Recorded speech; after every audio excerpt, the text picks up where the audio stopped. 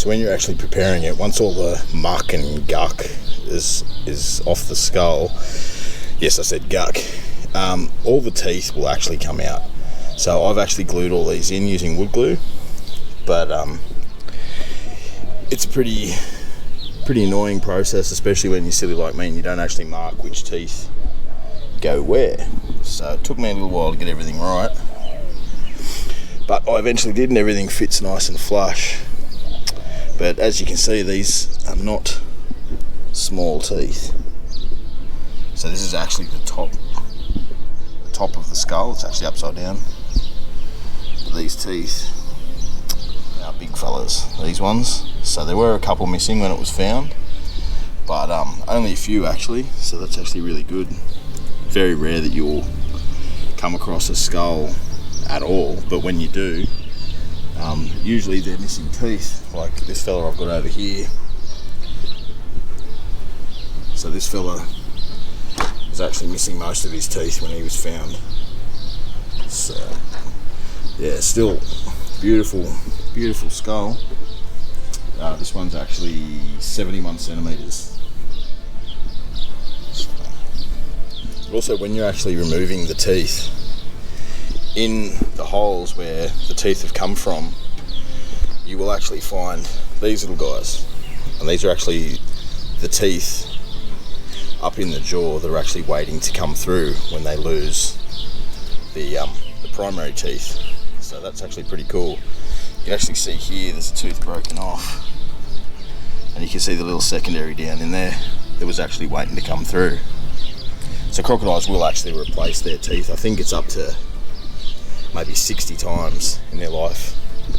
They will lose teeth all the time, ripping up prey, fighting, things like that. And yeah, so you've always got these guys sitting down in here, up in the cavity behind the big teeth that are already there. So that's actually pretty cool. So when you measure a crocodile skull, there's a lot of debate over the big skulls and what have you. You see in different pubs and museums and things who all claim to have the biggest skull. Where you actually measure it from is the tip of the nasal disc, which this guy's actually missing about 2 or 3 centimeters. You actually measure it from the tip of the nasal disc to the back of the cranial platform right here. So a lot of people will, just so they've got a bit more measurement in, will measure from the tip back here past the hinge, and that's not actually an accurate reading for a crocodile skull. So like I said, this fella, he's actually missing the front part of his nasal disc, which could be from fighting, or it could be from anything. He might have had a bit of a fight with a boat, or you just don't know. But he is missing quite a bit, because where these teeth here sit,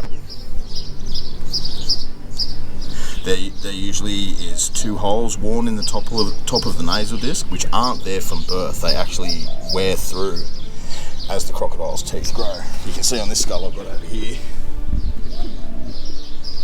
the holes where the teeth have actually worn through. So you can see how much more of the nasal disc this fella over here had, and this guy's missing it, and he looks a lot more gnarly.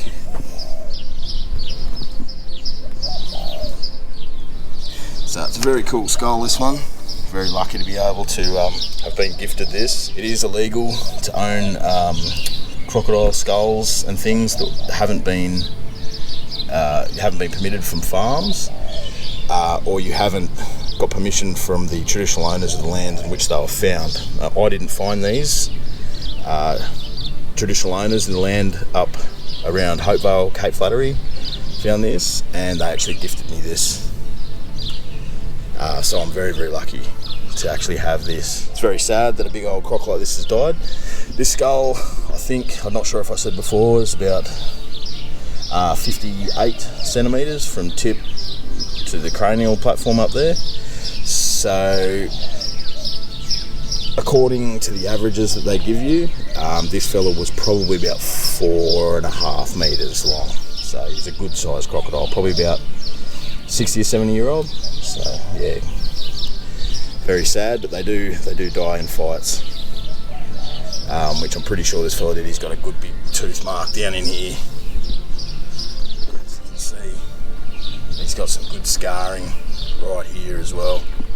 So he definitely had a life, this fella. It is very sad, but it's also very cool to have these things. And this skull and the other big fella I've got over here, I'm very lucky to have these, like I keep saying, because it is, you are very lucky to have things like this. I definitely give them the respect they deserve in death. So absolutely no bad mojo here, if you believe in that sort of stuff, which I do. These teeth here, as you can see, they're definitely not small. They are good sized teeth. You definitely do not want to be on the downforce end of teeth this sort of size. 3,500 psi down pressure on these fellas. So you're definitely going to go pop if he bites you.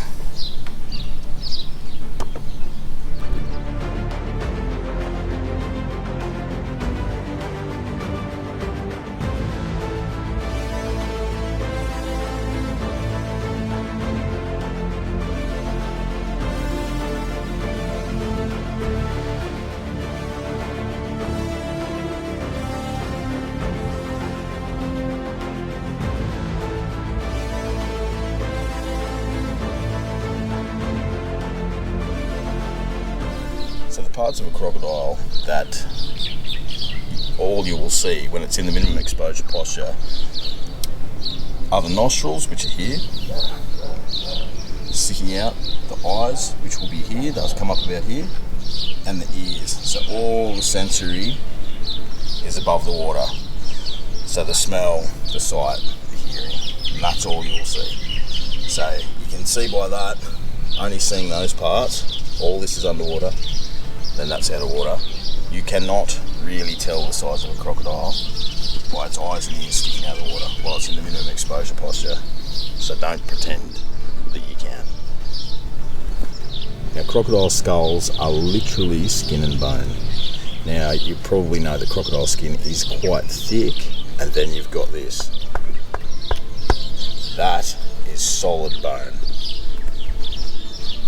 It doesn't get much more solid than that. So when they actually fight, they do bite and things like that, but they will bash heads, they will clash. They stick their heads out of the water and they throw it with all the force they can and smash the other one in the head. And that's because these things are solid bloody bone. You would not want to get hit in the head with that. I've actually got a couple of mates that have been knocked out cold by crocodile heads when they've been catching and relocating crocodiles, so they know firsthand how tough these bloody things can be, just knocking you in the head.